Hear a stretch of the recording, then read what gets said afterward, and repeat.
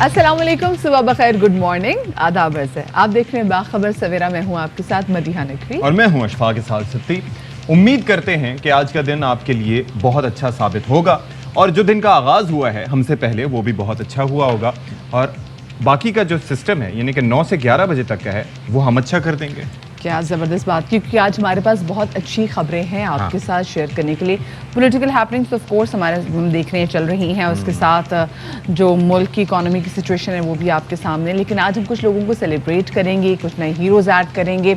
बहुत अच्छे, अगर देखा जाए तो हेल्थ के हवाले से हॉस्पिटल में सर्जरीज के हवाले से अच्छे तजुर्बात हुए हैं, अब कामयाब ऑपरेशन हुए हैं, तो ये सब चीज़ें डिस्कस। अच्छा, दूसरी एक और चीज़ है कि yesterday I discussed with you कि हाँ जी, कोई न्यू ईयर्स रेजोल्यूशन होनी चाहिए, आपको अपनी ज़ात के ऊपर अपने ऊपर तवज्जो देनी चाहिए। तो I have started that from today.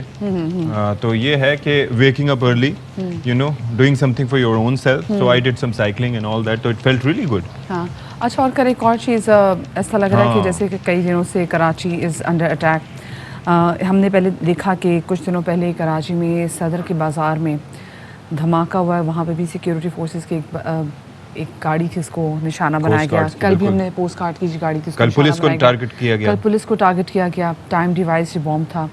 और उसके बाद जो मनाजिर वहाँ पे देखने में आए वो बहुत ज़्यादा ऐसे दिल दहला देने वाले थे।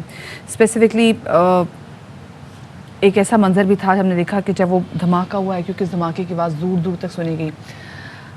खारदर के पास मेमन मस्जिद के पास से धमाका हुआ और उसमें वहाँ पे भी खातून जो कि अपने बच्चे के साथ गई हुई थी, एंड वो उस मंजर ने वो हिला के रख दिया। वो मंजर कुछ ऐसा था कि एक माँ अपनी ज़िंदगी की बाजी हार गई। आप सोचें कि वो हम में से कोई भी हो सकता है, हम भी इसी तरीके से अपने मामूलात में मगन होते हैं, शॉपिंग करने के लिए। कोई भी हो सकता है, मतलब इट कुड बी एनीवन। और वो खातून अपने बच्चे के साथ गई और वहाँ पर उनकी जान चली गई। फिर वो इमीडिएट जो मनाजिर हैं वो ट्विटर पर, हर जगह टीवी चैनल्स पर सर्कुलेट कर रहे थे और वो बच्चा मासूम आके अपनी माँ को कह रहा है कि माँ, ममा उठ जाओ। सत्य में this was so disturbing to see. आप अगर खुद थोड़ी लम्हे के लिए आप ये सोचिए कि अगर खुदा ना खासा हम ऐसे गए हो, आई एम श्योर कि ये मंजर जो कि हम देख रहे हैं और हर आँख अशबार इसमें मंजर देखने के बाद ये माँ खुद जो है वो जब ऊपर से देख रही होगी तो वो कितनी तकलीफ में होगी। आप खुद सोचें, बीइंग अ मदर या फादर, अगर आप ऐसे जाए और खुदा ना खासा आपको कुछ हो जाए, कुछ एक लहजे के लिए आप जस्ट इमेजिन कि पीछे आपका जो बच्चा है वो किस अजियत में आपके पीछे है और आपको उठाने की कोशिश कर रहे हैं। So this was very disturbing. एक और चीज़ भी है, मैं वैसे दिखाने नहीं चाहती बट लेकिन बस अल्लाह की एक और चीज़ भी है कि आप ये देखें कि जब आप बाहर जाते हैं, मदिया आप भी ये चीज़ अंडरस्टैंड करती होंगी कि आप अपने बच्चों के लिए एक प्रोटेक्टर का किरदार अदा करते हैं। यानी कि सड़क पे जा रहे हो तो उस साइड पे चलो जहाँ से गाड़ी ना, घर में भी इनफैक्ट हर चीज़ से, हर शख्स से, हर अजनबी से आप उसको बचाते हैं। लेकिन माँ जो कि वहाँ पर बच्चे के साथ मौजूद थी, तमाम तर सिचुएशन में वो बच्चे को महफूज रखती है और शायद यही वजह थी कि माँ बेटा साथ होंगे, लेकिन माँ निशाना बन के बेटा बच गया। और वो बच्चा सोच रहा होगा कि इस दुनिया में सारे अजनबी इस वक्त मेरे सामने मौजूद हैं, लेकिन जो मेरी प्रोटेक्टर है, मेरी माँ है, मुझे पालने वाली, मुझे संभालने वाली, मुझे इस स्टेज तक पहुंचाने वाली, वो मेरे पास नहीं रही। तो ये जो एक ग्रीफ की कैफियत है, ये जो एक शौक की कैफियत है, अल्लाह हम सबको इससे महफूज रखे। और वो जो मासूम बच्चा था, अब उसके अल्लाह करे कि उसके हाल में उसकी ज़िंदगी में आसानी हो। उसके सोचा उसके लिए इस मुल्क की सिक्योरिटी की सिचुएशन क्या होगी जिस बच्चे की आंखों के सामने उसकी माँ जाए। Top stories.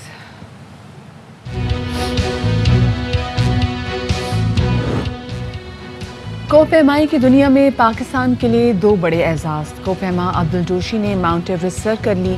काशिफ ने नेपाल की 8,500 बुलंद चोटी पर एक और सब्ज हिलाली परचम लहरा दिया। कराची के निजी तालीमी इदारों में मनशियात का जहर पहुंचने लगा। सिंध हुकूमत के आला सतह के इजलास में वजीर तालीम सरदार शाह के इंकशाफात, बच्चों को इस जहर से महफूज रखने की हिकमत अमली पर गौर।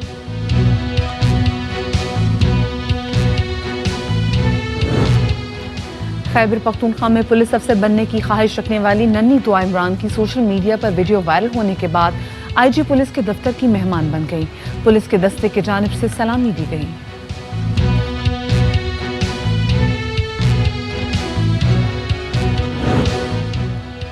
और मुकम्मल सेहतमंद रहने और वजन को मुतवाजन रखने के लिए वर्जिश को जिंदगी का लाजमी हिस्सा बनाएं। वर्जिश के लिए पार्क या जिम जाना जरूरी नहीं, घर या ऑफिस में भी चंद मिनट निकालकर इसको किया जा सकता है।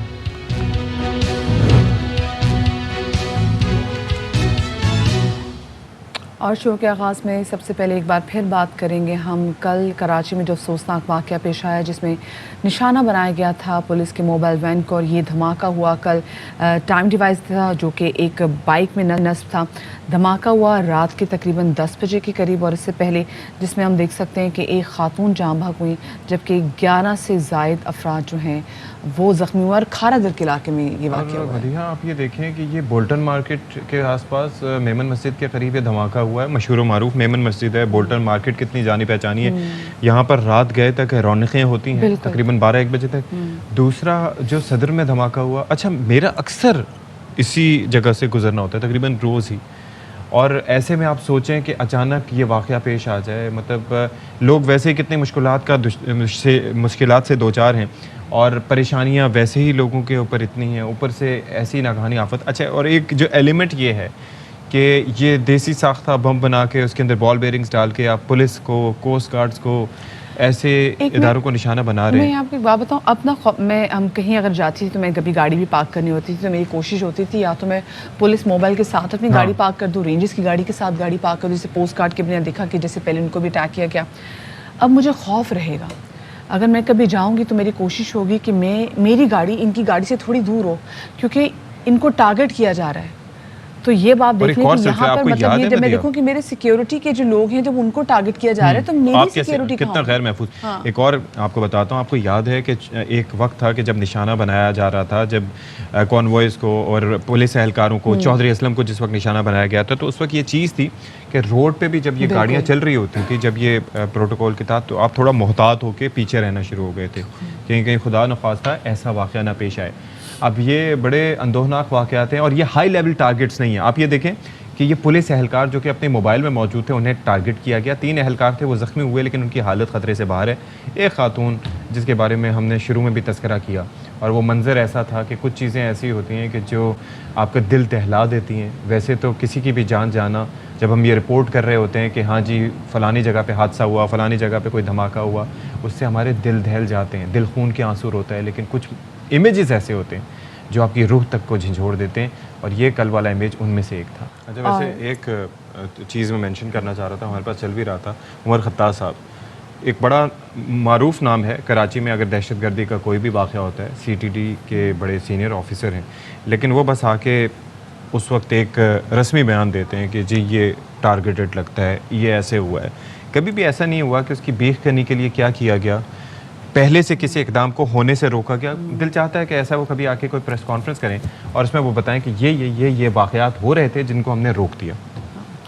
सर जी, कल के वाक़े में अब तक क्या अहम तफ्तीश हुई है, इस हवाले से जानेंगे। हमारे रिपोर्टर नज़ीर शाह हमारे साथ मौजूद हैं।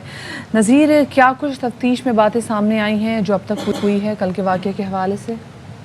बिल्कुल, देखिए मदिया, सबसे पहले तो मैं बताना चाहूँगा कि जो शहर कायद है ये दहशत गर्दों के निशाने पर है और इसको सीरियल ब्लास्ट कहा जा सकता है, क्योंकि पहला 26 अप्रैल को कराची यूनिवर्सिटी में, दूसरा 13 मई को कराची सदर के इलाके में, और तीसरा 16 मई को ही गुज़श्ता रोज़ सदर जो ओल्ड सिटी एरिया उसमें किया गया।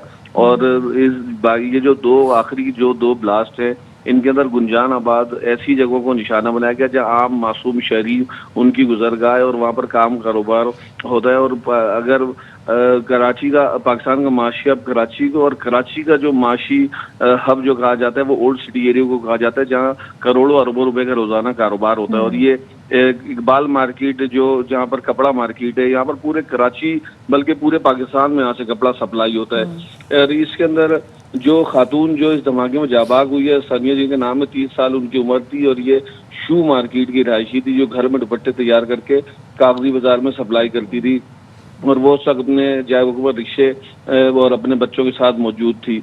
जबकि इस धमाके की इब्तदाई रिपोर्ट में भी एक मजीद इंकशाफ हुआ है कि इसके अंदर बाकायदा 4 किलोग्राम कमर्शियल मेड डायनामाइट बारूद का इस्तेमाल किया गया, जिसकी शिद्दत इतनी ज्यादा थी कि बॉल बेरिंग जैसे आप कुछ भी करें उसको फर्क नहीं पड़ता, वो बॉल बेरिंग तक टेढ़े हो गए, इस कदर उसकी ज्यादा उसको बारूद भरा हुआ था।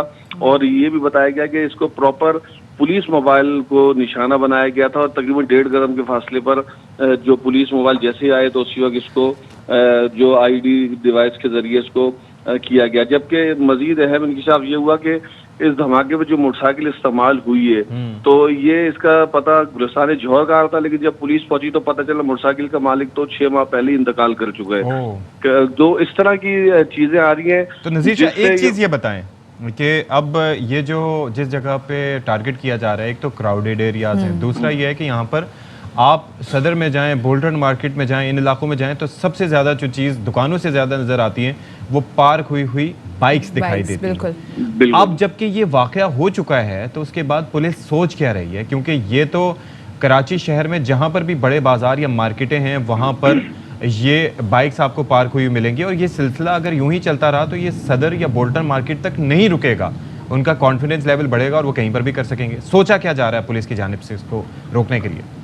देखें, जैसे ही ये धमाका हुआ तो रात को ही वज़ीर आला सिंध की जानिब से एक अहम इजलास फौरी तौर पर तलब किया गया था, जिसके अंदर अब मुस्तकबिल में क्या हिकमत अमली बनानी है इसके ऊपर काफ़ी लंबी मीटिंग हुई है। और इस कुछ देर कबल जैसे आपने कहा कि राजा उमर खताब आते हैं, तो सबसे पहले मैं एक चीज़ वाज़ेह कर दूं कि एक जैसे पुलिस है, जो लोकल पुलिस होती है, इनका काम लॉ एंड ऑर्डर की सिचुएशन को कंट्रोल करना होता है, इनका काम दहशतगर्दी से निपटना नहीं होता। लेकिन जिस तरह ये सीटीडी है और दीगर मुतल्लिका अदारे, इनका काम होता है कि आने वाले खतरात को फौरी तौर पर उनका पता लगाकर उनका तदारुक करना है। बल्कि मैं एक सेकंड इसकी जरा बता दूं ना, सीटीडी से उतना वाज़ेह नहीं होता आम आवाम के लिए। महकमा इंसदादे दहशतगर्दी, इंसदाद का मतलब ये है कि होने से पहले रोकना, उसका खात्मा, होने से पहले रोकना। हाँ। तो इनका काम होता है वो। अब होना तो ये चाहिए कि जब बाकायदा जो स्पेशल ब्रांच का बम डिस्पोजल स्क्वाड जब पहुंच जाता है, जब उनके अफसरान मौजूद होते हैं जो बाकायदा इसको चेक करके खुद बता सकते हैं कि इसके अंदर कौन सा मटेरियल इस्तेमाल किया गया, तो उसके लिए अलग से आकर एक राजा उमर खताब साहब जो कि एडिशनल आईजी कराची या दीगर अफसरान के होते हुए वो अगर बताते हैं कि भाई ये हुआ, तो आप बजाय अपने स्पॉट पर आकर स्टेटमेंट देने के आप वो काम करें जो सीटीडी।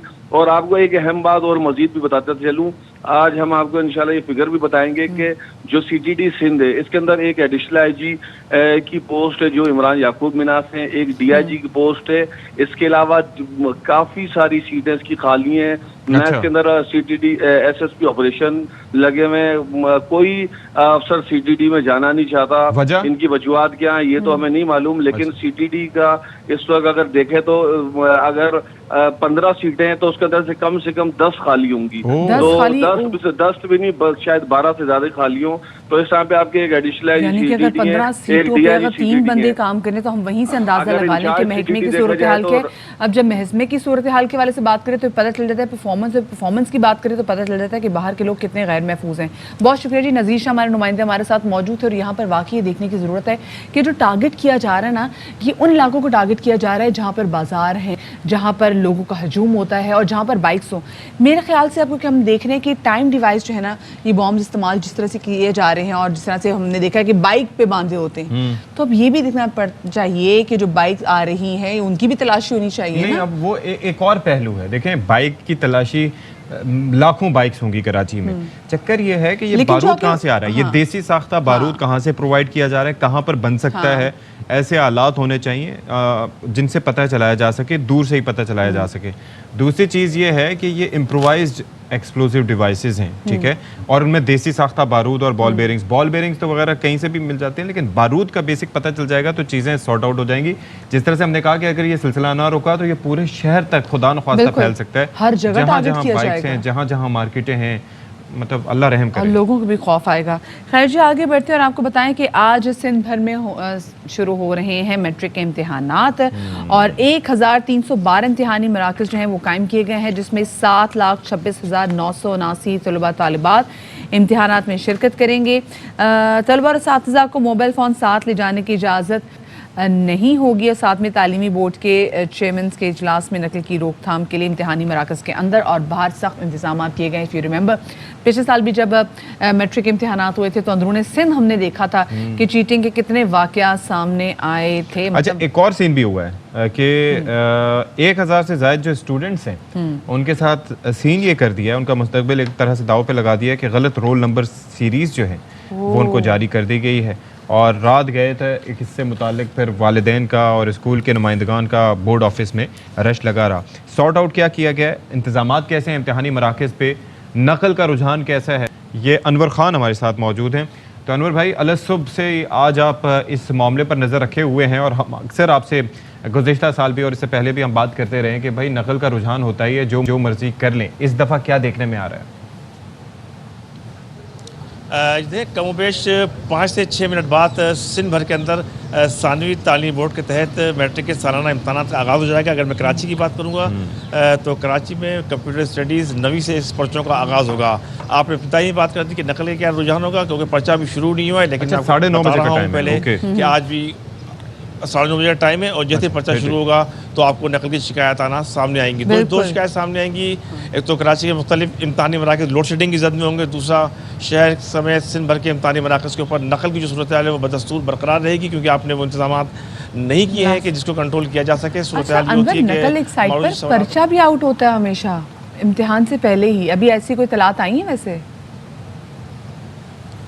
देखिए, पर्चा जब बोर्ड ऑफिस से निकल जाता है तो उसका मेयार ये है कि अगर पर्चा अपने मुकर्ररा वक्त से 10 से 15 मिनट पहले अगर मार्केट के अंदर आ जाता है तो उसको फ़नी एतबार से सानवी और सानवी तालीम बोर्ड के लोग उसको पर्चा आउट नहीं कहते, क्योंकि पर्चा जैसे किसी सेंटर के ऊपर पहुंचता है तो हज़ारों की तादाद के अंदर गैजेट्स होते हैं। तो कोई भी इम्तिहानी मरकज़ के ऊपर मौजूद सेंटर में मौजूद ज़्यादातर मुमतहिन इम्तहानात होते हैं जो कि इस पर्चे को आउट करने की वजह बनते हैं। ताहम अभी तक पर्चा आउट होने की कोई सूरत हाल सामने नहीं आई है, जबकि वो उम्मीदवार के जो कि गुज़िश्ता रात यहाँ पर मौजूद थे उनकी वजह ये बनी है कि उन्होंने इम्तिहानी फार्म एक तो अपने ताख़ीर से जमा कराए थे और साथ साथ सीरियल नंबर उसको गलत कर दिया गया था। 1000 के करीब ऐसे उम्मीदवार सामने आए थे कि जिनके फैकल्टीज़ तब्दील कर दी गई थी, रूल नंबर तब्दील कर दिए गए थे। ताहम इस वक्त वो मुख्तलिफ इम्तिहानी मराकज़ के चक्कर लगा रहे हैं, जिनको जहाँ मौका मिल रहा है उनको वहाँ बैठने की इजाज़त सानवी तालीम बोर्ड की जानिब से दी जा चुकी है। तो इस तरह जो पर्चों की तरसील का अमर था वो तो बरवक्त मुकम्मल हुआ है। ताहम कुछ बद इंतज़ामी हस्ब रवायत देखने के अंदर आई है। तबके इस वक्त नाज़िम इम्तहान तो चेयरमैन मैट्रिक बोर्ड का कहना है कि जिस तालिब इल्म को जिस सेंटर पर गुंजाइश मिलेगी उसको वहाँ बैठ कर पर्चा हल करने की इजाज़त होगी। जी अच्छा, और वो हम जो रोल नंबर सीरीज़ का तस्करा कर रहे थे जिसकी वजह से बोर्ड ऑफिस पे रश भी लगा रहा, काफ़ी लोगों को परेशानी रही, एक तो मुझे ये ज़रा समझाइएगा कि ऐसे मौक़े पर हैंडलिंग कैसी होती है बोर्ड ऑफिस स्टाफ की कि वो फैसिलिटेट करते हैं प्रॉपरली, और ये जो मसला था इसका हल क्या निकाला गया? देखिए, इसका मसला तो एक हल ये निकाला गया कि जिस एडमिट कार्ड के ऊपर फैकल्टी तब्दील करनी थी उसको मार्क कर दिया गया, फैकल्टी को तब्दील कर दी गई, ताहम इसको सिस्टम के अंदर दुरुस्त नहीं किया गया। आर्जी तौर पर ये तालिब इल्म मुख्तलिफ इम्तिहानी मराकज़ को इस वक्त अभी चले जाएंगे और वो अपने पर्चे को हल करेंगे। ताहम जब ये दोबारा आपको सूरत हाल मालूम होती है कि इंतज़ामी एतबार से आप सिस्टम के अंदर अगर आज इसी वक्त सिस्टम को दुरुस्त नहीं करते हैं तो आने वाले दिनों के अंदर जब रिज़ल्ट आएगा इनका तो यकीनी तौर पर अंदाज़ा ये है कि इनका रिजल्ट भी विद हेल्ड होगा। इसके बाद दोबारा इसी सेंटर के ऊपर आएंगे तो इन्हें पता चलेगा कि इनके इम्तिहानी नताइज काफ़ी तो यहाँ पर मौजूद हैं, क्योंकि इनकी फैकल्टी चेंज नहीं है, जो कि अब फैकल्टी को चेंज करेंगे तो एक मरतबा फिर इम्तिहान के बाद ये सूरत हाल दोबारा दरपेश होगी जब इनके नताइज का ऐलान होगा। जी सही, ठीक है, बहुत शुक्रिया जी। अनवर खान हमारे नुमाइंदे हमारे साथ मौजूद है। ये सूरत हाल पहले से क्यों नहीं सही तरीके से देखा जाता है कि भाई आप देखें कि जो बायोलॉजी वाले हैं जी उनके आपने रोल नंबर अलॉट कर दिए हैं जी उनको, जो कि कंप्यूटर साइंस वाले हैं, कंप्यूटर साइंस वालों के जो रोल नंबर है वो आपने बायोलॉजी के स्टूडेंट्स को दे दिए। अब आप देखें यहाँ से कितना फ़र्क पड़ जाएगा। तो ये चीज़ें पहले से भी इनको करनी चाहिए कि इनके पास इतना टाइम नहीं होता। देखो 2 दिन पहले ही सब चीज़ें अनाउंस होती हैं। अच्छा, मुझे ये चक्कर समझ नहीं आता। बेसिकली यहाँ पर वो बात सारी यही है ना कि सरकारी जो महकमे हैं, दफातर हैं, उनका हाल यही है कि क्लर्क से लेके ऊपर तक कोई किसी को जवाब दे अपने आप को समझता ही नहीं। सियासी भर्तियाँ होंगी तो वो जाहिर है कि किसी को थोड़ी पूछेगा कि हाँ ये टाइम पे नहीं हुआ, कोई क्या कर लेगा, ठीक है, एक फ़ोन पे इधर से उधर चीज़ें हो जाती हैं। तो मेरिट पे जब भर्तियाँ होती हैं तो ऐसे में लोग जवाबदेह भी होते हैं, फिर उन्हें पता भी होता है कि टाइम पे ना हुआ, मीडिया पे रिपोर्ट हो गया तो इंक्वायरी हो सकती है, हमारी नौकरी जा सकती है। ऐसे में उन्हें पता है कि कुछ दिन तक मामला हाईलाइट होगा, क्या होगा। अभी 5 मिनट बाद पर्चा शुरू होने वाला है, देखते हैं कि क्या क्या मसाइल का सामना करना पड़ता है स्टूडेंट्स को। We'll take a short break here. जी तो welcome back after the break. और ब्रेक पर जाने से पहले हमने बात की थी कि आज से शुरू हो रहे हैं कराची में और सिंध में इनफैक्ट मैट्रिक के पहले इम्तिहानात, और हमने बात की कि तलबा को किस किस्म की परेशानी का सामना है।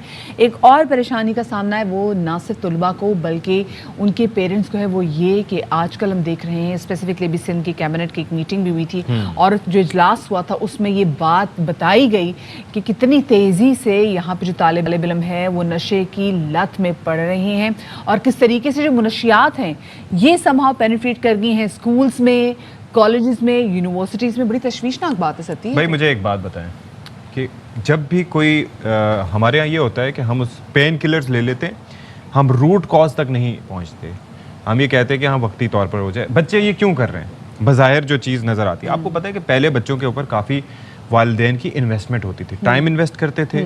अच्छा जी, मुझे याद है इन माई चाइल्डहुड के एक तो नज़र रखना होती थी कि क्या कर रहा है, किससे मिल रहा है, कहाँ पर बैठ रहा है, कितनी देर के लिए बैठ रहा है, अगर ज़्यादा देर के लिए कमरे में बंद है तो क्या कर रहा है। अच्छा, उसके अलावा फिर बादाम से लेके न जाने कौन कौन से लवाजमात के जी दिमाग तेज़ हो बच्चे का। तो अब ये है कि बच्चों के ऊपर प्रेशर बहुत ज़्यादा है। वो कहते हैं किस तरीके से हम, एक तो मोबाइल फ़ोन, गैजेट्स और ये वो, कि हम जागे ज़्यादा से ज़्यादा, लेकिन हमारा एक्टिविटी लेवल जो है वो हाई हो और हम ज़्यादा बेहतर तरीके से परफॉर्म कर सकें, उसके लिए फिर इस्तेमाल हो रहा है क्या? बिल्कुल जी। फिर हम देख रहे हैं मुनशियात इस्तेमाल हो रहे हैं और ये किस तरीके से यूनिवर्सिटीज़ में इन हो गए हैं। तलबा पे प्रेशर तो है तालीम का, लेकिन वो कहते हैं कि जी अब क्या करें, ये भी चीज़ें बहुत ज़्यादा ज़रूरी हैं। सलमान लोधी हमारे नुमाइंदे हमारे साथ मौजूद हैं स्टूडियोज़ में। सलमान, ने जिस तेज़ी से हम देख रहे हैं कि ना सिर्फ सिंध में बल्कि पूरे पाकिस्तान में अब ये प्रॉब्लम है कि जो मुनशियात हैं ये स्कूल्स में चले गए हैं, ये कॉलेजेस में है, यूनिवर्सिटीज़ में है, और सिर्फ लड़के नहीं बच्चियाँ भी मुनशियात की आबादी होती चली जा रही हैं। ये एंटर कैसे हुआ स्कूल में? देखें, बहुत अलार्मिंग सूरत हाल ये है। कराची में रोज़ाना की तादाद में एक नहीं हर जगह से मंशियात भारी मिकदार में आ रही है। स्कूल कॉलेजेस के जो बच्चे बच्चियाँ इस्तेमाल हो रहे हैं, पहले ये होता था साउथ जोन डिफेंस क्लिफ्टन के इलाकों में हमें केसेस मिलते थे, अब हमें ये मिल रहा है सरजानी जो कि गरीब तबका है, जहाँ पे लोग अफोर्ड नहीं कर सकते मंशियात खाना, वहाँ के केसेस भी अब आ रहे हैं। हमें मलीर के केसेस भी बच्चे बच्चियों के आ रहे हैं स्कूल कॉलेजेस के, जो मंशियात के आदि की वजह से गलत कामों में मुलव्वस पाए गए हैं। एक नहीं दर्जनों केस हैं, इसमें मर्डर भी शामिल है, इसमें अगवा के केसेस भी शामिल हैं, और लड़कियां भी इस्तेमाल हो रही हैं। वजह क्या निकलती है कि रूट कॉज के मंशियात खरीदनी है, इसके पैसे उनके पास नहीं हो पा रहे होते। कई सारे हमने सोशल मीडिया भी लोग देखे जो बाकायदा मंशियात इस्तेमाल करके अपनी वीडियोज़ बनाकर भी अपलोड करते थे। अब कराची में मंशियात कहाँ से आ रही हैं? सबसे अहम बात यह है, 3 मेन पॉइंट्स हैं कराची के। हब बलूचिस्तान से आ रहा है, इसके बाद जो दीगर पॉइंट्स हैं बलूचिस्तान के जितने भी एरियाज़ लगते हैं, हब के रास्ते जो रास्ता आता है वो एक मेन रोड है, वहाँ से कुछ लोग पकड़े भी जाते हैं। मंगो पीर का रास्ता है, जो कच्चे के रास्ते हैं, वहाँ से मंशियात स्मगल हो रही है। पुराना तरीका ये था कि बस के खुफिया खाने बना लिए जाते थे, सुजुकी के खुफिया खाने बनाए जाते थे। लेकिन अब सबसे ख़तरनाक बात एक और चीज़ है कि एम्बुलेंस में अगर एक मरीज़ आ रहा होगा जिसकी ड्रिप भी लगी हुई होगी, वो पुलिस को बोलेगा मुझे कराची के अस्पताल जाना है। पुलिस इंटेलिजेंस बुनियादों पर चेक करती है, हर मरीज़ को इस तरह चेक नहीं करती। इंटेलिजेंस बुनियादों पर एम्बुलेंस चेक करेगी तो पता चलेगा बहुत बड़ी मंशियात। लेकिन एक और भी चक्कर है ना कि आपको पता है कि 90s में एम्बुलेंसेज और भी कई मकासद के लिए इस्तेमाल होती रहीं और भरपूर तरीके से उनका इस्तेमाल होता रहा। तो अब चक्कर ये है कि अगर खुदा न खास्ता किसी एम्बुलेंस को रोकें, तलाशी लें, उसमें टाइम ज़ाया हो, मरीज़ की एक्चुअल केस हो, जान चली जाए, वो एक बड़ा कंसर्न हो सकता है। अब ये रोके जाने का सिलसिला क्या है हमारे यहाँ? कि आपको लगता है कि हमारे यहाँ, जैसे हम तो इस टॉपिक को डिस्कस कर रहे हैं, लेकिन टीवी चैनल्स को भी थोड़ा प्रोएक्टिव होकर काम करना चाहिए, क्योंकि फुटेज आप चलते हुए देखेंगे एक मनशियात की लानत पूरे माशरे में फैल रही है, और उसके ऊपर जो इमेजेस चलेंगे तो वो पुल के नीचे बैठे हुए नशेइयों के होंगे। ये जो नई नस्ल की इंडक्शन है इस पूरी इसमें, उसको कैसे रोका जा सकता है? क्या सोचा जा रहा है उसके? देखिए, तालिब इल्मों को जो मंशियात में आदी हो चुके हैं उसके फुटेजेस इस वजह से में चलाते हैं क्योंकि उनकी लाइफ ख़राब हो जाती है। और काफ़ी सारे केसेस ऐसे भी हम लोगों ने देखे हैं कि उनको रिहेबिलिटेशन सेंटर में भेजा। जैसे अब आइस क्रिस्टल के कुछ बच्चे जो आदी हो चुके हैं जी, उनके रिकवरी के केसेस हमने बहुत कम देखे। जैसे हम अगर चर्च की बात करते हैं, दीगर मंशियात की बात करते हैं, कर जाते हैं उनकी अगर उनका प्रॉपर इलाज हो तो वो रिहेबिलिटेशन सेंटर में उन्हें बेहतरी देखी है। मगर आइस क्रिस्टल के केसेस से अगर रिकवरी की हम बात करते हैं तो हमें बहुत कम इसके केसेस मिलते हैं कि लोग रिकवर कर गए। सिर्फ बच्चे बच्चियां नहीं, बल्कि अब हम लोग बात करते हैं ऑफिशियल्स की, सरकारी इदारों के अफसरान की बात करते हैं, वो भी इस लत में शामिल है। तो आप किस तरह रोकने की बात करेंगे? लेकिन सलमान, आपने एक चीज़ कही कि रिकवरी के चांसेस नहीं होते, लेकिन सपोज कि आज किसी ने इस्तेमाल करना शुरू किया तो फिर ये होता है ना कि आहिस्ता आहिस्ता उसकी मिकदार बढ़ती चली जाती है, यानी कि मर्ज बढ़ता गया जूं जूं दवा की, तो वो दवा के इस्तेमाल से बढ़ता चला जाता है। एंड क्या होता है और कितने अरसे में होता है?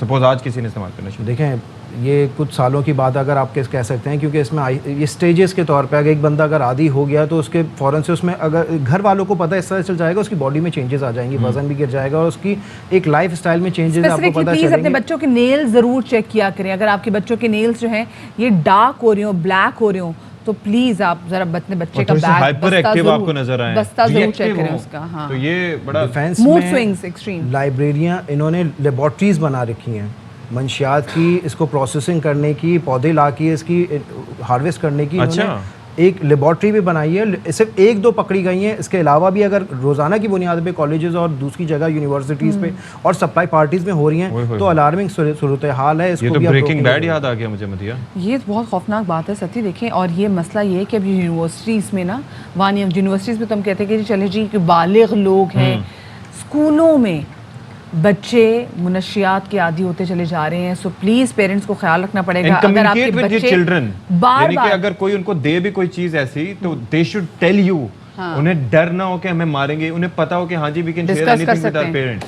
और ठीक है, फिर स्कूल्स को भी एक्शन लेना चाहिए। बहुत शुक्रिया जी, सलमान लोधी हमारे नुमाइंदे हमारे साथ मौजूद थे। अच्छा, एक और चीज़, आपका बच्चा अगर आप उसको पॉकेट मनी जितनी भी देते हैं, लेकिन उसके बावजूद आपसे आपका बच्चा बार बार पैसे मांग रहा है, अगर आप घर में देख रहे हैं कि आपके पैसे चोरी हो रहे हैं, और साथ में आप देखें कि आपके घर से एकदम से आपका कीमती सामान जो है ना, ये गायब होना शुरू हो गया है, डेकोरेशन पीसेस जो है वो गायब होना शुरू हो गए हैं, सो वहीं पर आपको अलार्म हो जाना चाहिए। और साथ में एक्सट्रीम मूड स्विंग्स, ये बच्चों के नेल्स चेक करें, बच्चों की बात में देखें कि वो बात करते हुए हकलाते तो नहीं है।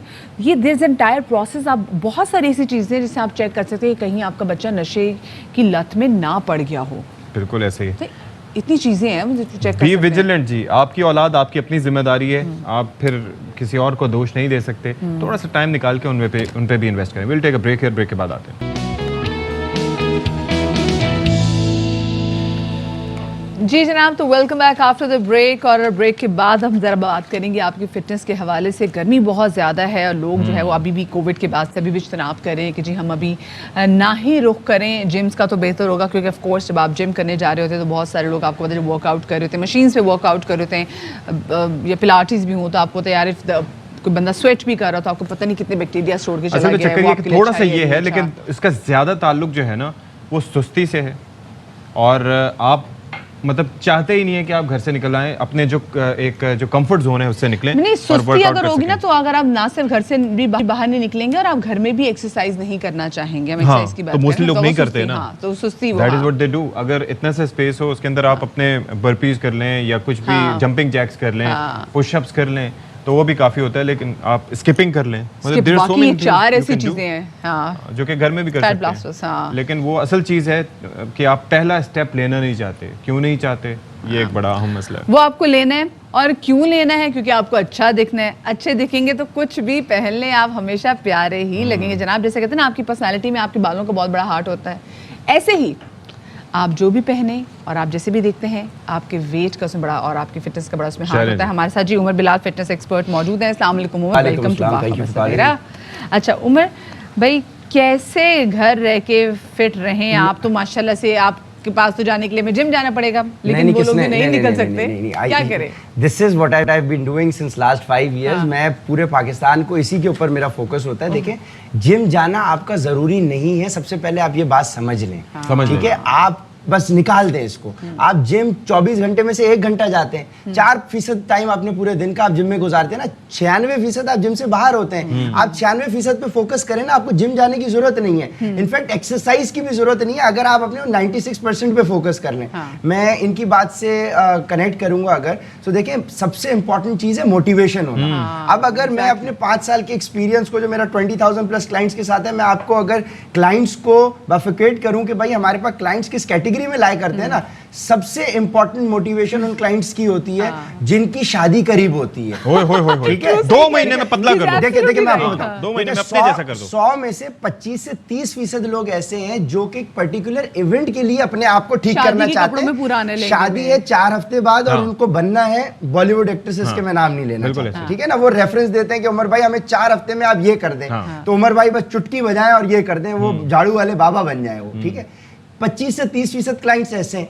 60% तकरीबन क्लाइंट्स वो हैं जो सबसे ज्यादा कैटेगरी होती है, जो सबसे ज्यादा हमारे पास आते हैं, जिनको डॉक्टर्स अस्पताल का बिस्तर दिखा चुके होते हैं कि भाई ये अस्पताल का बिस्तर अब आपका मुकद्दर है। वो सीरियस होते हैं क्योंकि हम लोग हम वो कौम है, और by human it's human nature कि हम लोग जब तक हमारे पे पड़ती नहीं है ना, जब सर पे डंडा ना पड़े, तब तक हम मोटिवेट नहीं होते। अब बेचारे 60% ये डॉक्टर्स के कहने के ऊपर बेचारे एक्सरसाइज करने आते हैं या फिटनेस करने आते हैं, 25 से 30% वो बरसाती मेंढक होते हैं, 10 से 15% हमारी तरह होते हैं जो सेल्फ ऑब्सेस्ड होते हैं, जिनको उनका शीशा बताया ना कि भाई अगर वजन खराब हो रहा है। अच्छा, ये बड़ी अच्छी बात की है अच्छा। कि शीशे को देख के ना वो जो सेल्फ मोटिवेशन सबसे अच्छी है कि आपको अपना आप अच्छा लगना चाहिए। अब मैं आपको इसी से दूसरी चीज देखें, बातों से बातें कनेक्ट होंगी, इसीलिए मैं अपने क्लाइंट्स को ये बताता हूं कि आपका मेजरिंग स्केल, और जो लोग हमें सुन रहे हैं मैं उनको ये बताऊं, आपका मेजरिंग स्केल आपकी वो वेइंग मशीन नहीं होनी चाहिए। वेइंग मशीन पे अगर आप 20 किलो कम भी नजर आ रहे हैं ना, लेकिन अगर आपका शीशा आपको दिखा रहा है कि भाई वो टी शर्ट से पेट बाहर आ रहा है, यू वोंट बी सेटिस्फाइड। सो आपका असल मेजरिंग स्केल जो है वो आपका शीशा होता है। मैं क्लाइंट्स को सख्ती से मना करता हूं कि भाई आप वेइंग मशीन पे ना चढ़े। उसकी वजह ये कि बॉडी का अपना एक निजाम है, बॉडी मसल गेन भी कर रही होती है और साथ साथ फैट लूज कर रही होती है। एक दफा ऐसा हुआ कि मैंने भी जब जिम ज्वाइन किया, मैंने कहा ये तो मेरा वजन बढ़ रहा है, तो मैंने कहा मसल क्योंकि गेन कर रही है, वैसे अब लीन हो रही है, मसल गेन कर रही है। बॉडी ने मिसाल के तौर पे 2 किलो मसल गेन किया, मैं नंबर्स दे रहा हूँ मिसाल के तौर पे, 2 किलो मसल गेन किया, 2 किलो उसने फैट लूज किया, तो फॉर द टाइमिंग वेट तो कांस्टेंट है, लेकिन बॉडी का निजाम ये कि जब मसल अपने थ्रेशोल्ड पे पहुंचता है तब फैट लॉस होना शुरू होता है, क्योंकि मसल यानी प्रोटीन की डेफिशिएंसी अगर हो तो वो फैट लॉस प्रोसेस रुक जाता है, वेट स्टक हो जाता है, वो बहुत सारी और कॉम्प्लिकेशंस होती है। ये तो आपने बता दिया, अब मुझे ये बताइए कि हम करें क्या। आपने कहा कि जो 96% टाइम है वो हम गुजारते हैं जिम से बाहर, और जो लोग जिम नहीं जाते वो क्या करें आप? देखिए, अब जो जिम नहीं जाते, जो जिम जाना ही नहीं चाहते, मेरे 95% क्लाइंट्स ऐसे हैं, ठीक है, क्योंकि मैं खवातीन पे बेचारियों पे फोकस कर रहा हूँ, वो रोल मॉडल्स होती हैं और मेरा फोकस ही खवातीन पे होता है। उनको मैं सजेस्ट ये करता हूँ, देखें इस चीज को अब आप लोगों ने सिंसियरली लेना है और जरा समझ के लेना है। देखिए 96% के अंदर आपके 8 घंटे की तो वैसे ही आप नींद निकाल दें, ठीक है। अब आपके पास 10 से 12 घंटे बच गए जो आप अपना घर जो आप गुजारें। अब आपने नंबर 1 अपनी डाइट को ऑन पॉइंट करना है। डाइट के प्रिंसिपल्स क्या है हम उसके ऊपर बात कर सकते हैं। एक्टिविटी आपने करनी है, जिम जाते हैं तो हम एक्टिविटी करते हैं, एक्टिविटी से मुराद ये है कि आपने चलना है, फिरना है, अपने बॉडी पार्ट्स को मूव करना है, बॉडी पार्ट्स की मूवमेंट को एक्टिविटी कहते हैं। वो एक्टिविटी बहुत अच्छी हो सकती है हाउस होल्ड खवातीन की और मर्द हजरात की भी, अगर आप 5 वक्त की नमाज पढ़ लें। सबसे इंपॉर्टेंट पॉइंट मैं आपको दे रहा हूँ, 5 वक्त की नमाज उस तरीके से पढ़ें जिस तरह से पढ़ने का हक है, ठीक है, क्योंकि अल्लाह के नबी हुजूर पाक सल्लल्लाहु अलैहि वसल्लम ने यह भी फरमाया कि सबसे बदतरीन चोर वो है जो नमाज का चोर है। तो साहबा ने पूछा हुजूर पाक कौन है नमाज का चोर, नमाज में कैसी चोरी? तो उन्होंने बोला जो तेज तेज नमाज पढ़े, अरकान को सही से अदा ना करे वो चोर है। तो बदतरीन चोर ये होगा। आप नमाज को सही तरीके से अदा करें, 5 वक्त की नमाज के अंदर आपकी इतना आपको एक्सरसाइज हो जाएगी कि बॉडी पार्ट्स की आपकी मूवमेंट होके होगी। अब हाउस होल्ड खवातीन जिन्होंने मेड्स को हायर किया हुआ है तो वो मेड्स का हाथ बटाएं, क्योंकि अगर मैं नेशनल टेलीविजन पे ये बोल दूंगा ना कि आप मास्टरों को बाहर निकालें और आप खुद झाड़ू पोछा करना शुरू कर दें, उम्र से बड़ा हमारा दुश्मन कोई नहीं है, तो मेरे खिलाफ हो जाएगी, कैंपेन चल जाएगी। सो आप हाउस होल्ड खवातीन जो है वो उनका हेल्प कराएं, घर के काम करें, उसमें आपकी इतनी अच्छी एक्टिविटी होगी, कीपिंग इन माइंड कि अगर आपकी डाइट ठीक है, वो 3-4 प्रिंसिपल्स डाइट इज 70% कहते हो, जो 30% इज जो abs are made in the kitchen. देखिए अगर आप मुझसे ऑनेस्टली पूछेंगे तो मैं आपको ये बात भी निगेट कर दूंगा कि डाइट की अल्टीमेटली अहमियत नहीं रहती अगर आपके बाकी प्रिंसिपल जिले हुए हों। इसकी एग्जांपल मैं आपको दूं, आपने बहुत सारे ऐसे लोग देखे होंगे अपनी जिंदगी में जो हमारे व्यूअर्स सुन रहे हैं, वो कहते हैं कि हम इतनी रोटियां खाते हैं हम बढ़ ही नहीं रहे, हमारा साइज ही गेन नहीं हो रहा। यार मेरे पास डेली ऐसे प्रॉब्लम्स आते हैं जो बेचारे क्लाइंट्स मसल गेन करना चाह रहे हैं, और ऐसी खवातीन ऐसे क्लाइंट्स भी आते हैं जो बोलते हैं उमर भाई हम ये आधा ग्लास पानी पी लेना हमें लग जाता है। हम तो किसी को खाना खाते देखे हमारा वेट लग जाता है। अब लॉजिकली साइंटिफिकली आप प्रूव नहीं कर सकते कि एक रोटी उसमें इतनी कैलोरीज हैं,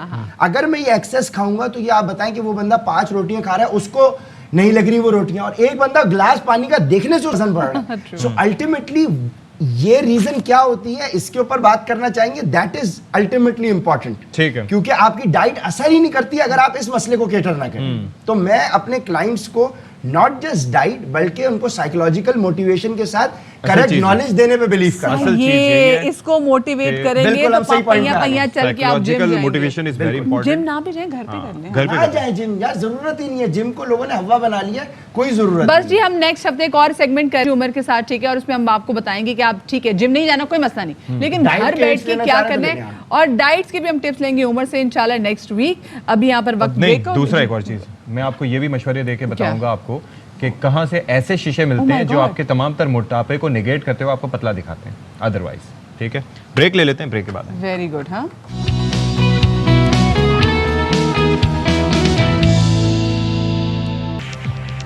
अस्सलाम वालेकुम जी, वंस अगेन। और 10:05 हो चुके हैं। प्रोग्राम हमारा बाखबर सवेरा और आपके साथ हस्बे मामूल हस्बे रवायत में हूँ आपके साथ अशफाक इसाक सत्ती, और मेरे साथ मौजूद हैं जनाब मदीहा नकवी, सैयदा मदीहा ज़हरा नकवी जी। आज आप वक्त नहीं अच्छा, आपने वक्त बता दिया, शुरू में ही बता दिया। अच्छा, मुझे पता था आप तनकीद का निशाना नहीं, बनाएंगे। मैं आपको इसमें बिल्कुल तनकीद का निशाना नहीं बनाऊंगी, अच्छी बात है। मतलब हमें वक्त की भी गर्मी जरूरत का आज आपने तस्करा नहीं किया, क्यों?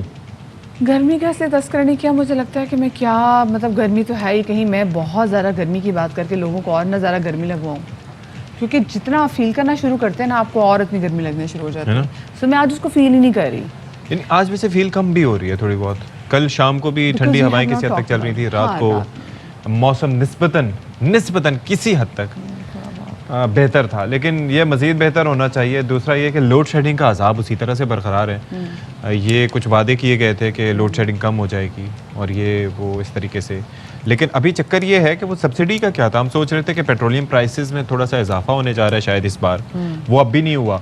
यानी कि इमरान खान साहब की सब्सिडी को कंटिन्यू रखा हुआ है। अब वो सब्सिडी कंटिन्यू रहेगी तो मीन्स के IMF के पास वो प्लान अपना कंटिन्यू नहीं कर सकेंगे। जो उनका ये खसारा है वो कहाँ तक पहुँच गया है? 16 अरब तक। सब्सिडी आपने अगर मुझे दी है जून तक, तो जून के बाद क्या होगा? जून को आप बढ़ाएंगे तो जो आपने मुझे अभी सब्सिडी दी है ये मैंने बाद में भी तो देनी है। और फिर उन फैसलों की जिम्मेदारी कौन लेगा?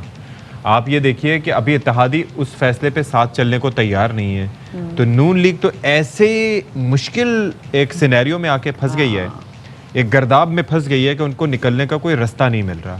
अब इलेक्शन फौरी करवाते हैं तो इमरान खान साहब के जो उनका एक बयानिया था उसको तकवीत मिल जाएगी। लेकिन वही बात है कि इतनी होगा। आपने इतना, क्योंकि फिर जो बयानिया और इमरान खान साहब ने जो नैरेटिव बिल्ड किया, तो उस बयानी की वजह से नून लीग को भी बड़ा नुकसान हुआ। तो वो उनको होगा कि जी इतनी जो हमने क्रिटिसिज्म भी बर्दाश्त की, क्या वो 1 महीने के लिए? स्पेसिफिकली पीपल्स पार्टी का हम यहाँ पे देख रहे हैं, वो कह रहे हैं जी हमारा इनके साथ अंडरस्टैंडिंग यही थी कि इलेक्टोरल रिफॉर्म्स पर पहले काम किया जाएगा, देन इलेक्शन, सेंसस होने चाहिए। लेकिन इलेक्टोरल रिफॉर्म्स किसकी मर्जी से चाहिए थी? लेकिन ये पीटीआई हुकूमत को भी चाहिए थी ना कि सेंसस करवाती, ये बहुत चीज़ें इंपॉर्टेंट थी। खैर ये नहीं हुआ। चले जी टॉप स्टोरीज में नजर डाल लेते हैं।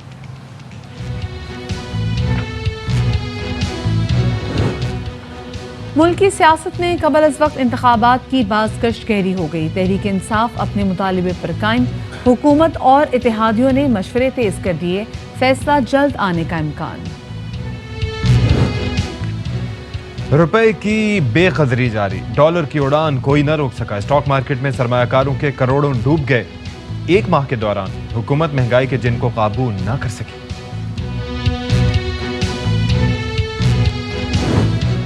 जनरल अस्पताल लाहौर में पाकिस्तानी डॉक्टर्स का बड़ा कारनामा, चारा मशीन से बच्चे के कटे हुए हाथ को कामयाबी से जोड़ दिया। 12 घंटे की तवील सर्जरी, ओकाड़ा के 5 बरस के बच्चे का हाथ कलाई से अलहदा हो गया था। और बसारत से महरूम अफराद के लिए बड़ी खबर, अब चलने फिरने के लिए किसी सहारे की जरूरत नहीं रहेगी। कराची के होनहार तालिब इल्म ने नाबीना अफराद की मदद के लिए डिजिटल डिवाइस तैयार कर ली।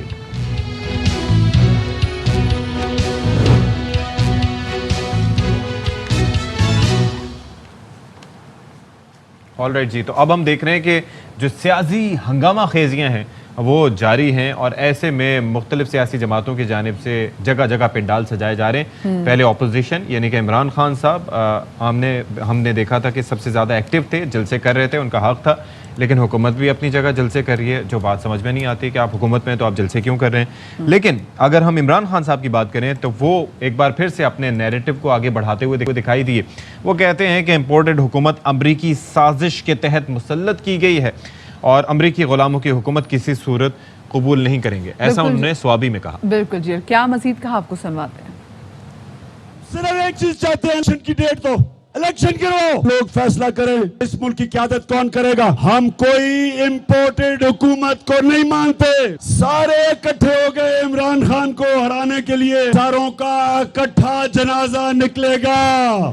अच्छा, अब एक और इम्पॉर्टेंट बात, आपको पता है कि वज़ीर आज़म शहबाज शरीफ लंदन गए थे अपने बड़े भाई नवाज़ शरीफ से मिलने के लिए। उनके कैबिनेट के हम लोग भी वहाँ पर गए थे और फिर वहाँ पर ये बात की गई थी कि फौरी तौर पर जल्द इलेक्शन करवाने चाहिए। और साथ में जो ज़राए हैं वो ये बता रहे हैं कि नवाज़ शरीफ कहते हैं कि सख्त फ़ैसले उस वक्त किए जाते हैं जब कुछ अरसे बाद उसका तदारुक भी हो सके। ये नहीं हो सकता कि हम सख्त फैसले भी करें और 4 माह बाद हम इंतखाबात भी करवाएं। अगर इमरान खान को आइंदा साल अगस्त तक कंट्रोल किया जाए तो फिर ही हम बड़े फैसले करेंगे, वरना फौरी इंतखाबात ही मौजूदा बहरान का हल है। यानी कि इससे ये साबित हो रहा है कि जो प्रेशर इमरान खान साहब बिल्ड कर रहे हैं जलसों के ज़रिए, सोशल मीडिया के ज़रिए, तो उसका असर लंदन में बैठे हुए भी उसके असरात महसूस किए जा रहे हैं। बिल्कुल जी। और साथ में हमने देखा कि पाकिस्तान पीपल्स पार्टी भी, लेकिन वो ये कह दिए कि जब तक इलेक्टोरल फॉर्म्स नहीं हो जाते हम फौरी इंतखाबात की जानिब नहीं जाएंगे। दूसरा हमने देखा कि जी MKM के जो स्पेसिफिकली उनकी जानिब से भी कहा गया है कि जी वो भी फौरी इंतखाबात चाहते हैं। तो क्या कहा खालिद मकबूल सिद्दीकी साहब ने कल, आपको सुनवाते हैं। तैयार होते हैं तो हम तो तैयार हैं, हमें फायदा भी है, लेकिन हम सिर्फ अपने फायदे के लिए नहीं चाहेंगे कि इलेक्शन जल्दी करवा दें। लेकिन एक फ्रेश मैंडेट जो है वो हम सबको नई ताजगी थी। पेट्रोल की कीमत और डॉलर इन सब की वजह से सूरत हाल है, उसमें सख्त फैसले नहीं लिए तो सियासत तो बच पाएगी, रियासत का क्या करेंगे, मुल्क का क्या करेंगे।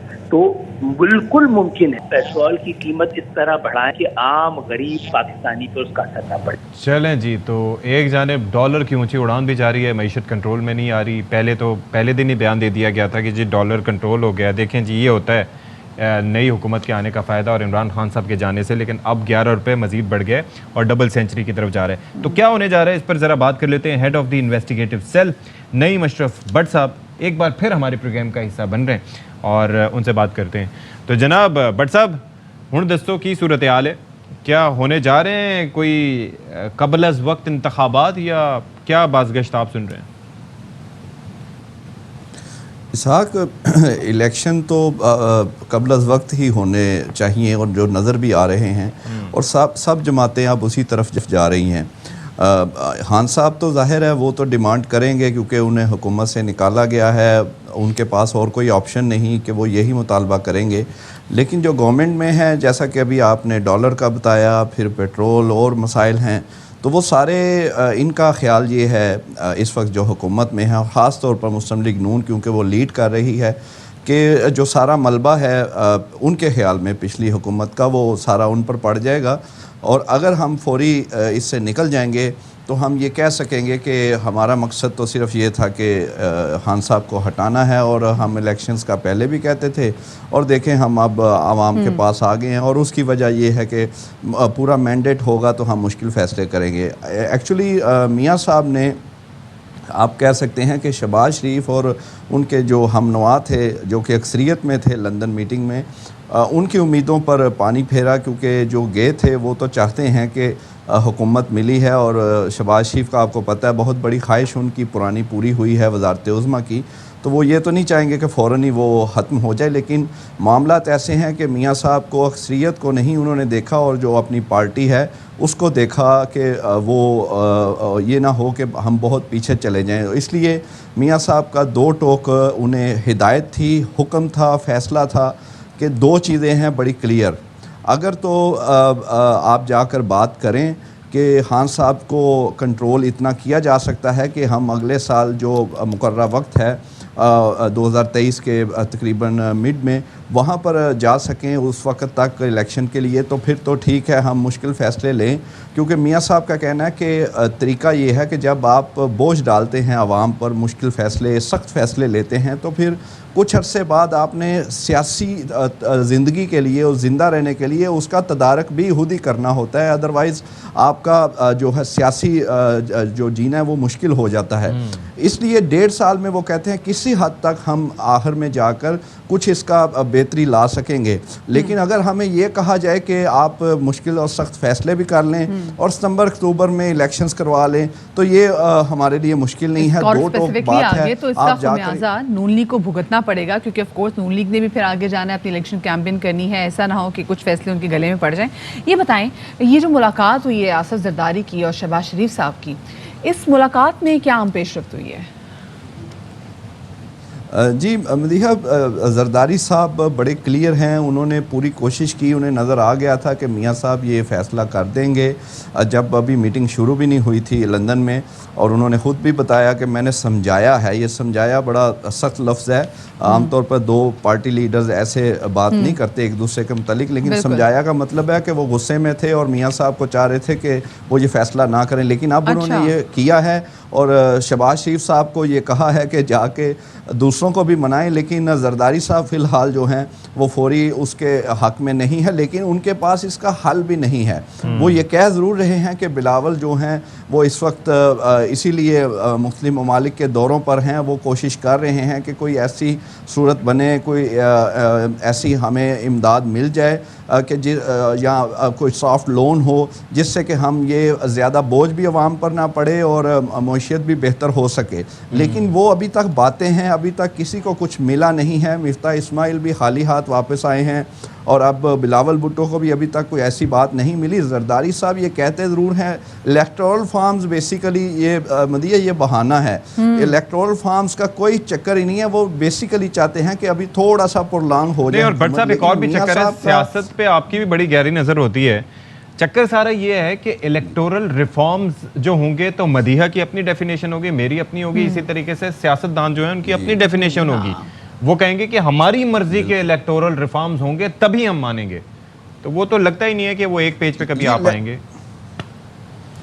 बिल्कुल सही बात है इसहाक, वो इसीलिए ये बहाना, ये वो इलेक्टोरल फार्म्स कोई वो इतना चक्कर नहीं है। और मुझे खुशी हुई है, कल बड़ा ज़बरदस्त हालत मकबूल सिद्दीकी साहब ने उसकी हवा भी निकाली है कि उन्होंने कहा ये तो 3-4 दिनों में भी हो सकता है, और अब तो इनकी कोई मुखालफत भी नहीं है असम्बली में। आप जो बिल चाहेंगे आप आराम से आपने पास करवा लेना, आप इलेक्टोरल फार्म्स कर लें अपनी मर्ज़ी के।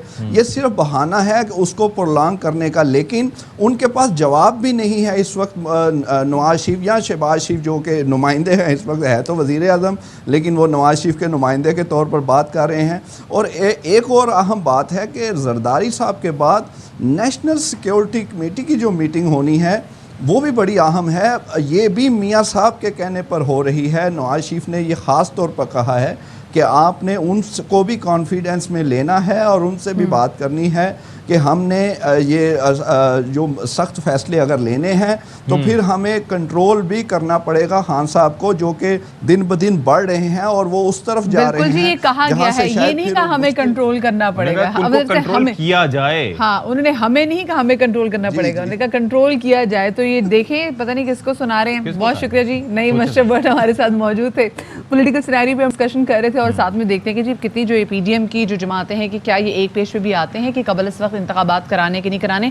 क्योंकि इस वक्त नून लीग की हुकूमत पे जो सबसे ज़्यादा प्रेशर है वो ये, क्योंकि पेट्रोल की प्राइसेस ना बढ़ाई जाए और उनके अपने इत्तेहादी जो हैं उनकी तरफ से भी इनको प्रेशर है। जैसे हमने जब बिजली की प्राइसेस भी बढ़ाई गई थी तो हमने देखा था कि एमक्यूएम ने कहा था कि जी बिजली की प्राइसेस ना बढ़ाई जाए। वैसे एक चीज़ है कि आते साथ ना एक तरह से वो सही कह रहे थे कि एक लैंड माइंस थी, लेकिन ये हमारा कहना हमेशा से ये है कि भाई आपको पता था, आपको चाहिए था कि ये 5 साल पूरे करने देते, या जैसे खान साहब गए थे तो आप इलेक्शन की तरफ बहुत जाते, अच्छा। अगर तो वो फिर ये है कि खुद अपने वजन तले हुकूमत करती, अगर चाहे ऐसा होता वो बहुत आइडियल सिचुएशन हो जाती तमाम तर पार्टीज के लिए अगर वो हुकूमत को 5 साल पूरे करने देती। क्योंकि अगर देखा जाए का बयान आपने सुना, वो कह रहे थे कि मईशत बामे उरूज पे थी, बड़ी तरक्की हम लोग कर रहे थे, इमरान खान साहब ने मुल्क के हालात बेहतर कर दिए थे, हम तो रोज शो कर रहे थे, तो हमने तो खैर उस वक्त भी महंगाई का ये हाल था, उस वक्त भी यही सिचुएशन थी और एक बहुत ही नोज डाइव की तरफ जा रही थी और ऑपोजिशन ने उनको सेव किया। 189 पे रिमेंबर 124 से 180 तक तो इनके दौर में ही गया था। 120 में थे ना, अब डॉलर कहां पर आया था। तो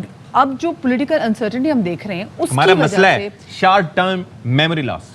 जी एक वो बिल्कुल बात आपने बिल्कुल सही बात की। छोटी सी मिसाल आपको दूं कि जब हमारी घर में लाइट गई होती है ना, तो जब 10 घंटे बिजली नहीं होगी तो 10 घंटे हम बहुत जी बुरा भला बोलेंगे, हुकूमत को बुरा भला बोलेंगे, लेकिन जैसे ही लाइट आती है और जब पंखे की हवा आपके चेहरे पे लगती है आप इतने सुकून में आ जाते हैं कि आप भूल जाते हैं कि जी आपने किस अजियत में पिछले 10 चलो शुक्र है आ तो गई। हाँ, दिस इज द एटीट्यूड।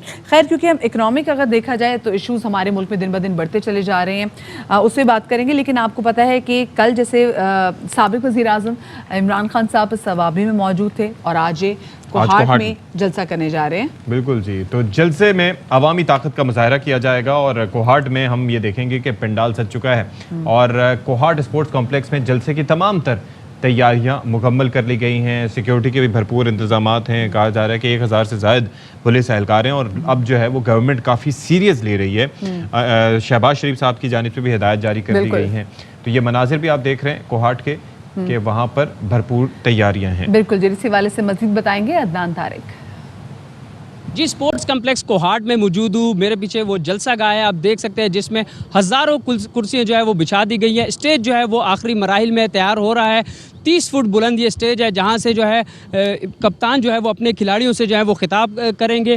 कैसी तैयारियाँ हैं? इस इम्पोर्टेड हुकूमत को हम ख़त्म करके रहेंगे और कप्तान के खिलाड़ी जो है तो पुरजोश हैं और इंशाल्लाह आज का जलसा जो कोहाट का जलसा होगा पाकिस्तान की तारीख का सबसे बड़ा जलसा होगा। आज का जलसा जो है पावर शो जो है वो इम्पोर्टेड हुकूमत के खिलाफ होने जा रहा है, जिसमें 5 बजे के बाद मुतवक्के इमरान खान जो है वो अपने कारकुनान से जो है खिताब फरमाएंगे। 3 बजे के बाद जो है जलसा जो है वो बाज़ाब्ता शुरू हो जाएगा, जिसमें मरकज़ी और सूबाई PTI के जो कायदीन है वो खिताब करेंगे। जी सही जी, ऑलराइट जी, तो तैयारियां मुकम्मल हैं। आज भी इमरान खान साहब अपना नैरेटिव पेश करेंगे और हम देख रहे हैं कि हुकूमत के लिए मुश्किलात भी पैदा कर रहे हैं, परेशानियां भी बढ़ा रहे हैं और अब सोल्यूशन भी अब देखना ये है कि हुकूमत क्या निकालेगी। एक चीज़ ज़रा मिस वो ये कि जब जलसे जुलूस होते हैं तो उसमें ये भी बताना चाहिए कि कौन कौन से अहम प्रोजेक्ट्स जो हैं वो पाए तकमील तक पहुंचाए गए हैं, वो बहुत ज़्यादा इंपॉर्टेंट है। जैसे मेरे ख्याल से इंशाल्लाह जब आगे हम इलेक्शंस की तरफ जाएंगे तो जैसे अमेरिका में प्रेसिडेंशियल डिबेट्स होती है ना, तो यहाँ पे भी डिबेट्स होनी चाहिए और पूछना चाहिए कि अच्छा आपने कौन से मंसूबे, क्योंकि हम तो देखें जलसे जुलूसों में जो बातें हमें सुना कहीं की होती है हम उस पर मान लेते हैं, लेकिन बताया जाए कि आपने एग्जैक्टली मतलब डैम्स पे बात की थी कि कितने डैम्स हुए, इस चीज़ पे बात हुई कितना ये हुआ। तो ये डिबेट जो है ये बहुत ज़्यादा ज़रूरी है ताकि लोगों को पता चल सके भाई कि किसने कितना काम किया है और फिर अपने प्रोजेक्ट्स के हवाले से लोगों को बताया जाए। और एक और चीज़ भी है ना कि आप ये देखें कि मसले मसाइल तो होते ही हैं, लेकिन हम ये क्या करते हैं कि फलाने ने बयान दिया उसके बाद वो चला गया, दूसरे ने आके बयान दिया वो भी चला गया। जब आमने सामने होंगे और फैक्चुअली बात करेंगे तो फिर चीज़ें जो है वो काफ़ी क्लियर है। अच्छा जी, इस वक्त शेख रशीद इस्लामाबाद में गुफ्तगू कर रहे हैं। महंगाई के बारे में मैं बात नहीं करना चाहता। कल मैं इंशाल्लाह लाहौर रावलपिंडी बेंच कचहरी में मेरी अबूरी ज़मानत का केस है, वहाँ मैं बहुत तफसीली बात करना चाहता हूँ क्योंकि आज ये फ़ैसले कर लें 48 घंटे में फ़ैसले हो जाएंगे। ये मुल्क इनसे नहीं चल रहा। आसिफ जरदारी ने नवाज शरीफ से बदला जो लेना था वो लिया है। मोस्टली पार्टियां जो हैं इलेक्शन की हामी है। इमरान खान की एक ही डिमांड है कि इलेक्शन करवाए जाएं और जो लोग इस मुल्क में हैजान, तशवीशनाक हालात और अफसोसनाक मामलात पैदा करना चाहते हैं, 20 मई को इमरान खान कॉल देगा मुल्तान से। कल मैं गुजरांवाला जलसा जाऊंगा, लेकिन मैं मीडिया से बात करूंगा लाहौर हाई कोर्ट पिंडी बेंच में और सारी कौम को बताना चाहता हूं जिसने ये मास्टर प्लान बनाया था वो अकल का अंधा था। उसको अंदाज़ा नहीं था कि इमरान खान इतना मकबूल होकर निकलेगा। जिसने इसको सपोर्ट की थी उसने इस मुल्क की मईशत, सियासत, जमहूरियत के साथ गैर जिम्मेदारी की है। आज सारे मुल्क में एक ही नारा है चोर और गद्दार का। जिस तरफ अब नवाज शरीफ को कौन रोक रहा है पाकिस्तान आने से? आए ना जनाब, आए, इलेक्शन करवाएं, ये आपकी डिमांड थी। आप मकबूल लीडर हैं, लीडर थे। जिस जहाज में बैठ के नवाज शरीफ उतरे आएगा उस जहाज में चोर और गद्दार के नारे लगेंगे और सवारियां उतर जाएंगी। और शहबाज शरीफ साहब जो है, ये हालात हैं। 40 में से 20 लोगों की ज़मानत हुई है। मैं सबसे अहम खबर दे के खबर ख़त्म करना चाहता हूँ क्योंकि मेरे 5 मिनट होते हैं। सारी कौम को बताना चाहता हूँ FIA में एक ही काम हो रहा है कि हमज़ा, फरियाल, शहबाज और आसिफ के केसेस को कैसे ख़त्म किया जाए। FIA में यही काम हो रहा है। मैं FIA को छोड़ के आया हूँ। FIA में लोग छुट्टियों पे जा रहे हैं, मैं रिजवान का केस इमरान खान लड़ रहे हैं, प्रोसिक्यूटर कोर्टों में कहेंगे कि ये जो चपड़ासी, क्या नाम था बड़ा मशहूर, मकसूद चपड़ासी और फरमान, और ये 40 बिलियन का केस जो है ये FIA वापस लेने चाह रही है। मैं अदारों से पूछना चाहता हूँ, मैं अदारों के साथ हूँ, मैं अदारों को पाकिस्तान की रीढ़ की हड्डी समझता हूँ, मैं अदारों को पाकिस्तान के लिए लाज़िम और मलज़ूम समझता हूँ। मैं अदारों से पूछना चाहता हूँ, DG FIA को क्यों उठाया? अब्बासी को बुला के पूछें, उसने केस वापस नहीं लिए। DGIB को क्यों उठाया गया? और इन्वेस्टिगेशन एजेंसियों से हटा के अपने किराए के आदमी शबाज और हमजा लगा रहा है कि ये कोर्टों में पेश हों, उनके केस विड्रॉ करें। मैं पाकिस्तान के कौमी अदारों से और मुख्तदर हलकों से कहना चाहता हूँ, इससे ज़्यादा पाकिस्तान की तौहीन नहीं कि फ़र्द जुर्म वाले को चीफ मिनिस्टर और प्राइम मिनिस्टर बनाओ और जिन पे केसेस हों वो पाकिस्तान की तकदीर का फ़ैसला करें। आगे बढ़ें अदारे, आगे बढ़ें, आगे बढ़कर एक ही मुतालबा है सारी कौम का कि इस मुल्क में इलेक्शन करवाएं। बाकी बातें कल लाहौर हाई कोर्ट पिंडी बात। आप कह रहे हैं हम अदारों के साथ हैं, क्या खान साहब ने भी अदारों के नंबर? खान साहब की अपनी सियासत है, मैं खान साहब के साथ हूँ, जो वो कहते हैं उनके साथ हूँ, लेकिन अपने जज्बात के आधार किया है मैंने। क्या बात है जी। शेख रशीद अहमद साहब मीडिया के नुमाइंदगान से गुफ्तगू, और अपने हिसाब से उन्होंने काफ़ी गुफ्तगू की और काफ़ी अपने ख्यालात का इजहार किया, लेकिन वो कहते हैं कि 48 घंटे बड़े हैं हम। 48 घंटे में हम फैसले हो सकते हैं। देखते हैं जी क्या होता है। छोटी सी ब्रेक लेते हैं।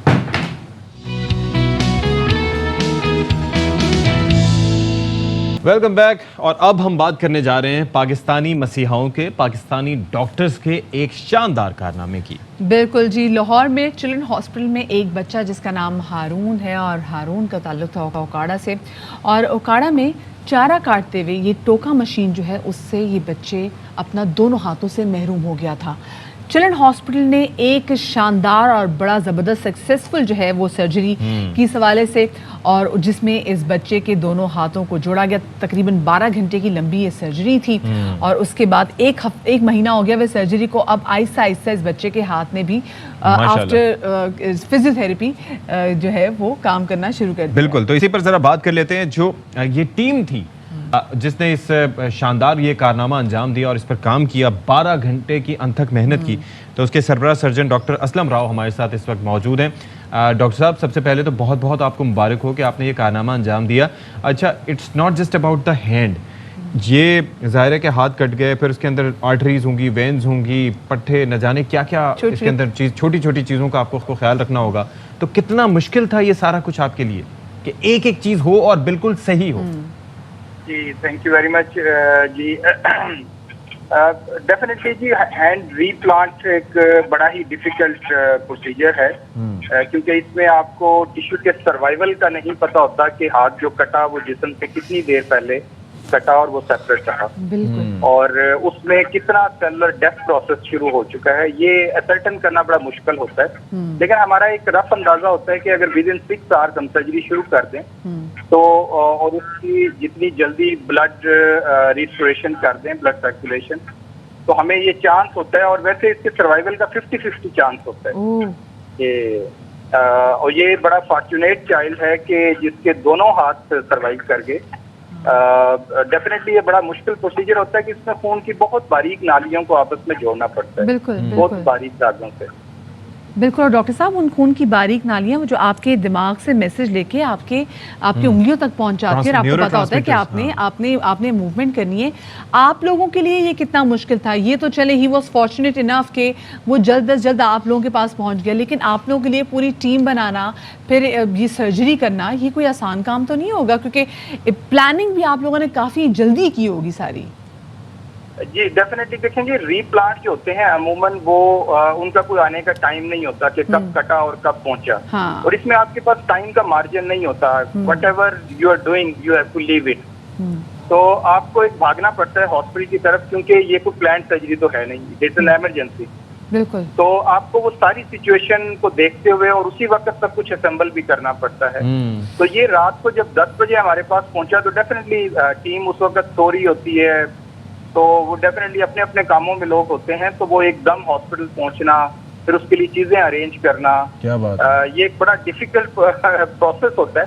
लेकिन डेफिनेटली हम अब तक माशाल्लाह 50 जो केसेस के लगभग हम कामयाब सर्जरीज कर चुके हैं। अच्छा, और मोर देन 150 मुख्तलिफ इंजरीज को इन इमरजेंसी ट्रीट कर चुके हैं। और ये क्या तो अपनी हमारी- नौयत का पहला केस था जिसमें दोनों हाथ कट गए थे?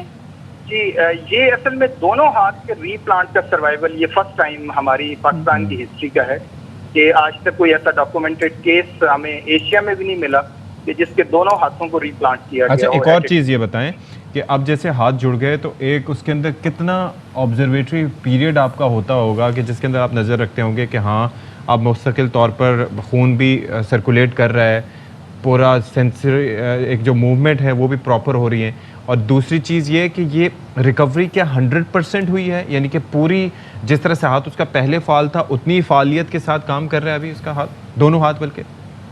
देखें जी, जब हमें क्योंकि जो क्रिटिकल टाइम है वो 8 से 10 दिन है, जब आपको ये देखना होता है कि कहीं ब्लड सर्कुलेशन स्टॉप ना हो जाए बिकॉज ऑफ क्लॉटिंग, जो वेसल्स बंद हो जाती हैं, खून की नालियां, बारीक नालियां जिसमें क्लॉट बनने के बहुत चांसेस होते हैं। तो 8 से 10 दिन के बाद हमें ये श्योरिटी आना शुरू हो जाती है कि अब सर्वाइवल इसका डाउटफुल नहीं रहा। नेक्स्ट स्टेज कम्स कि टेंडन मूवमेंट, कि फिंगर की हरकत शुरू हो जाए, जो कि विद हेल्प ऑफ फिजियोथेरेपी जो कि जल्दी ही स्टार्ट हो जाती है।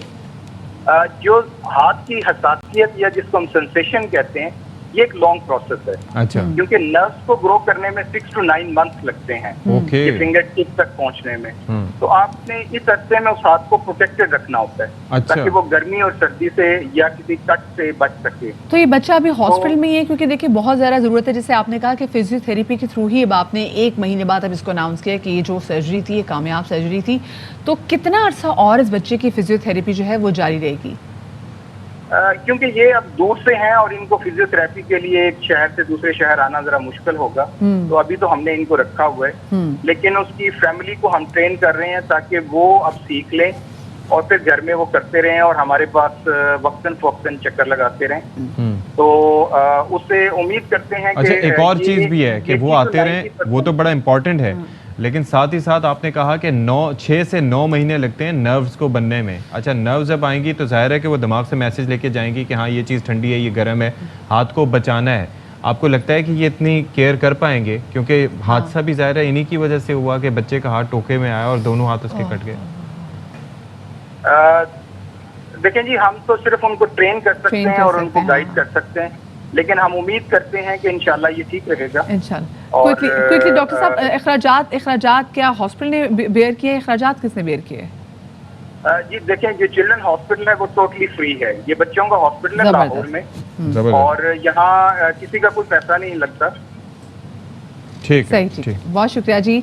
सर्जन डॉक्टर असलम राना साथ मौजूद है। हम बात कर रहे थे चिल्ड्रन हॉस्पिटल में जो एक नहायत ही सक्सेसफुल सर्जरी हुई है उस हवाले से। अभी आपको बताते चलें कि इस्लामाबाद हाई कोर्ट ने वज़ीर आज़म के मुआवने खुसूसी हनीफ अब्बासी को आइंदा समाअत तक काम से रोक दिया है। चीफ जस्टिस ने कहा है कि सज़ा बरकरार हो और कलअदम ना हो तो कोई पब्लिक ऑफिस होल्ड नहीं कर सकता। उम्मीद है आइंदा समाअत तक हनीफ अब्बासी अवामी ओहदा इस्तेमाल नहीं करेंगे। जहांगीर असलम मज़ीद तफसीलात देंगे, बताइएगा जी। जी बिल्कुल, हनीफ अब्बासी को बतौर मुआवन खुसूसी ओहदे से हटाने के खिलाफ जो है इस्लामाबाद हाई कोर्ट में समाअत इस्लामाबाद हाई कोर्ट के चीफ जस्टिस ने की। शेख रशीद अपने वकला टीम के साथ अदालत में पेश हुए थे, जबकि वफाक की जानिब से डिप्टी अटॉर्नी जनरल ने जो है वफाक की मुआवनत की है, केस की पैरवी की है, और हनीफ अब्बासी के वकील एहसन बोन अदालत में पेश हुए थे। काबिनेट डिवीजन ने वज़ीर आज़म को तकर्री पर नजरसानी का लिखा है और सजा बरकरार हो और कालदम ना हो तो कोई पब्लिक ऑफिस होल्ड नहीं कर सकता, चीफ जस्टिस ने कहा है। और जिस पर एहसन बोन ने जवाब दिया कि अदालती हुक्म पर अमल दरामद जारी है। शेख रशीद साहब, आप वज़ीर आज़म, आप जो है वज़ीर दाखिला रहे हैं, मिसिंग पर्सन केस का क्या हुआ। उम्मीद है कि आइंदा समाज तक जो है हनीफ अब्बासी अवामी ओहदा इस्तेमाल नहीं करेंगे, चीफ जस्टिस ने कहा है। और कहा है कि जी उम्मीद जाहिर की चीफ जस्टिस ने कि आइंदा समाज तक वो जो है हनीफ अब्बासी जिसकी सजा अभी तक कालदम ना हो तो वो ओहदे पर जो है काम नहीं कर सकते हैं। और आइंदा समाज तक हनीफ अब्बासी को मुआवने खुसूसी के तौर पर काम से रोकते हुए काम जारी किए हैं और रिमार्क्स दिए हैं। और अभी जो है शेख रशीद साहब कमरे अदालत से बाहर निकले हैं और केस की समाअत अदालत ने 27 मई तक के लिए मुलतवी कर दी। सही, ठीक है, बहुत शुक्रिया जहांगीर असलम आपका मैं तफसीलात से आगाह करने के लिए। ऑलराइट जी, एक ब्रेक लेते हैं, ब्रेक के बाद दोबारा वापस आएंगे।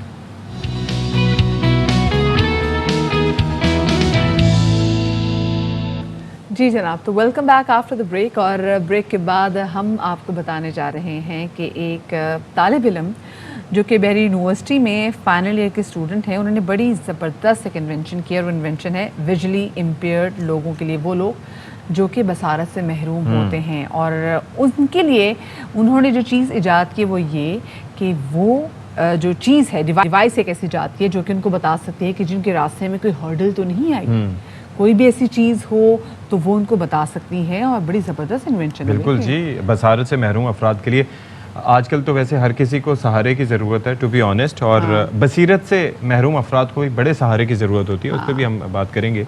लेकिन बसारत से महरूम अफराद के लिए, क्योंकि जगह जगह इतने ऑब्स्टिकल्स उनके लिए होते हैं, इतनी मुश्किलात होती हैं, और राह चलते हुए आम आदमी भी जब चल रहा होता है तो कहीं आपको ठोकर लगती है, कहीं कोई मैन होल खुला है, कहीं कोई गाड़ी अचानक खड़ी हुई आप उससे टकरा रहे हैं। तो जो बसारत से महरूम यानी कि जो नाबीना अफराद हैं उनके लिए तो ये चैलेंजेस आप सोचें कि मल्टीप्लाई हो जाते हैं। तो ऐसे में उनके लिए सोचना और ये उसको एक अमली जामा पहनाना, तो ये इस नौजवान का कारनामा है। तो हमारे साथ ना आगे पता नहीं क्या कुछ पता नहीं। तो हमारे साथ मौजूद हैं इस वक्त नौजवान तालिब इल्म हमजा खान। हमजा, वेलकम टू बाखबर सवेरा, बहुत शुक्रिया वक्त निकाल के यहाँ पर तशरीफ लाए। ये सबसे पहले कि भाई एक होता है ना कि कोई भी चीज़ के लिए आइडिया इज़ एवरीथिंग, आइडिया, तो ये आपको कैसे लगा कि हाँ यार ये करना चाहिए, क्योंकि आप तो माशाल्लाह ठीक ठाक हैं। बेसिकली मैंने ये कहा भी था आपके शो पे कि ये एग्जैक्टली पिछले साल की बात है। रमज़ानों में मैं मतलब नमाज़ पढ़ने जब जाता था तो उधर एक ज़ईफ़ पर्सन थे, तो वो अपने बेटे के साथ आते थे। तो उनका ये होता था कि उनके साथ एक असिस्ट करते थे उन्हें नमाज़ पढ़ने के लिए, और फिर कुरान पढ़ते थे। फिर वो तो मुझे रियलाइज़ हुआ कि यार मतलब ये जो ब्लाइंड पर्सन है इसके लिए एक असिस्टेंस की और से एक फील भी आ रही होगी कि ये एक किसी पे बोझ है, किसी पे डिपेंडेंट है। डिपेंडेंसी जो है वो बेसिकली मैंने चाहा कि क्यों ना ऐसा ही FYP प्रोजेक्ट बनाया जाए जो इसके भी काम आ सके और मतलब बाकी भी दुनिया में मतलब ऐसे इनोवेटिव। तो उस पर सोचने के बाद फिर मैंने काफ़ी मतलब रिसर्च की, तो फिर मैंने एक क्रिएटिव चीज़ निकाली कि इसे क्यों ना एक लाइट वेटेड चीज़ बना के उसके लिए मतलब उसके सामने जो भी ऑब्स्टिकल आए तो वो उसे डिटेक्ट करके उसे वॉइस फीडबैक। ये जो डिवाइस है ये पहनी जा सकती है कि आप इसको बिल्कुल अपने गले में पहन लें और उसके बाद जो भी ब्लाइंड पर्सन हो वो उसको फिर कि क्या फासला है कि बता सकते हैं कि आगे कोई हर्डल है। सेंसर कौन से हैं इसमें कैमरे के अलावा? इसमें बेसिकली जो अल्ट्रासोनिक सेंसर है वो मैंने यूज़ किया था, लेकिन अब मैंने जो इसमें एक अचीवमेंट मैंने की है वो कैमरे को एज अ सेंसर मैंने मतलब चेंज कर दिया। अच्छा, क्योंकि नॉर्मली आपने देखा होगा ना कि गाड़ियों में भी रिवर्स कैम जो लगे होते हैं वो बेसिकली आपको दिखा तो सकते हैं कि क्या हो रहा है, लेकिन बाज़ गाड़ियों में ऐसा होता है कि वो सेंसर्स होते हैं जो गाड़ी को रोक देते हैं, आपको बता देते हैं कि जी stop, this is too much, आप इतना पीछे नहीं जाए। बिल्कुल। तो ये कौन से वाला? ये बेसिकली इसमें ये है कि ये आपको जो सेंसर इसमें जो मैंने कैमरे के अंदर इंड्यूस किया वो बेसिकली ऑब्स्टिकल को आप डिटेक्ट करता है कि उसके सामने कोई भी ऑब्स्टिकल आ जाता है उसे डिटेक्ट करके आपको वॉइस फीडबैक भेज देता है कि आपके सामने चेयर है, आपके सामने और कितने फासले से बता देता है। ये मैंने जो इसकी टेस्टिंग की है ना वो 4 फुट पे जो है मैं कर चुका। अच्छा, कभी कभी ऐसा होता है हमसा कि सामने ऑब्स्टिकल तो कोई नहीं होता लेकिन कोई ऐसा गड्ढा ज़रूर होता है जहाँ पे गिरने का खतरा होता है। जी बिल्कुल। सो क्या ये ऐसी कोई चीज़ बता सकता है?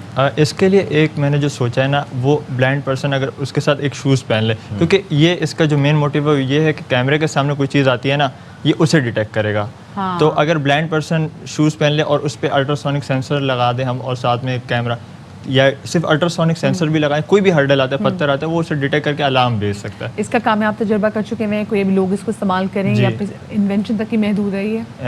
जैसे मैंने कहा था कि आपको कि मुझे काफ़ी लोगों ने मतलब रीच की, तो उसमें ये काफ़ी लोगों ने सपोर्ट भी दिखाई, काफ़ी रिलेटिव्स ने मुझे कहा है। तो पहले तो ये एक FYP की हद तक था, लेकिन अब जब सपोर्ट्स लोगों की मिल रही है और काफ़ी लोग मुझे मतलब हेल्प भी कर रहे हैं, तो अब मैंने सोचा कि नहीं अब FYP तक नहीं रखना, अब इसको इंशाल्लाह आगे लेके जाना है। अच्छा, प्लान करें, अभी आगे आप इंशाल्लाह पहुंचाएंगे। बस अगर सपोर्ट हुई तो इंशाल्लाह इसको आगे लेके जाएंगे इंशाल्लाह। चलिए, थैंक यू सो मच जी। हमजा खान हमारे साथ मौजूद थे जी। भारत बहुत बड़ी नेमत है। सती, मैंने ना एक एक्सपीरियंस किया था डाइनिंग इन द डार्क, उसमें आपकी आंखों पे पट्टी बांध दी जाती है और उसके बाद फिर आपको खाना सर्व किया जाता है। सो मुझे उस खाना खाने में इतनी मुश्किल हो रही थी, बेसिकली द पर्पस कि आप रिलेट कर सकें और आप जान सकें कि ये तो सिर्फ खाना खाने वाली बात है। अब वो लोग जिनको बिल्कुल नजर नहीं आता, जिनके लिए अंधेरा, बहुत कितना मुश्किल होता होगा। चलिए जी, वी हैव ब्रेकिंग न्यूज़। ये ब्रेकिंग न्यूज़ है कि कराची में लड़की को मुबैना तौर पर साथ ले जाने वाले मुलजिम को गिरफ्तार कर लिया गया। नज़ीर शाह हमारे साथ मौजूद हैं, उनसे जानते हैं कि ये किस वाक़े की तरफ तज़किरा है। नज़ीर शाह, ज़रा बताइएगा हमें।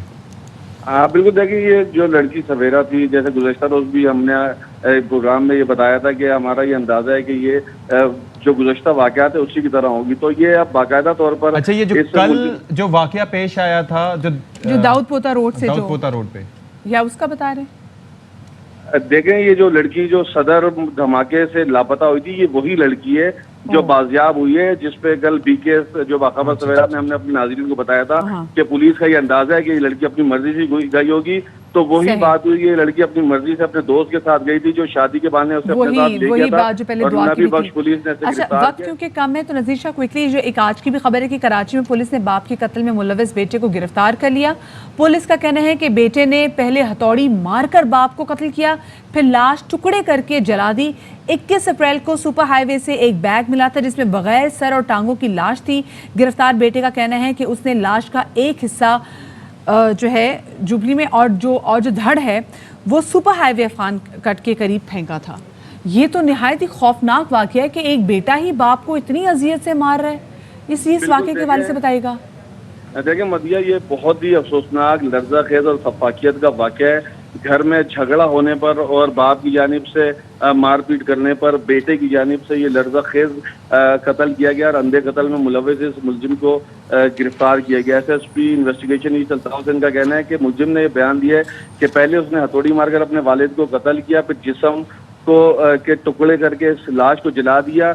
एक हिस्सा सुपर हाईवे अफगान कट पर, जबकि जो उसकी टांगे हैं वो जुबली में और जो सर है वो लियारी नदी में फेंका। और ये भी बताया कि तकनीकी सहूलत की मदद से मुलजिम की सबसे जो मकतूल था उसकी सबसे पहले शनाख्त हासिल की गई, तो पता चला ये मुतवफ़ी सलीम खिलजी है और इसके बेटे की मशकूक चीज़ें सामने आई तो बेटे को गिरफ्तार किया। तब उसने ये हैरत अंगेज़ इंकशाफ किया कि वालिद घर में आए दिन मारपीट और झगड़ा करते थे, तो 21 अप्रैल को उसने पहले वालिद के सर पर हथौड़ी मारकर कत्ल किया। लड़का नशा करता था जिस तरीके से, जो तरीका इसका वारदात था?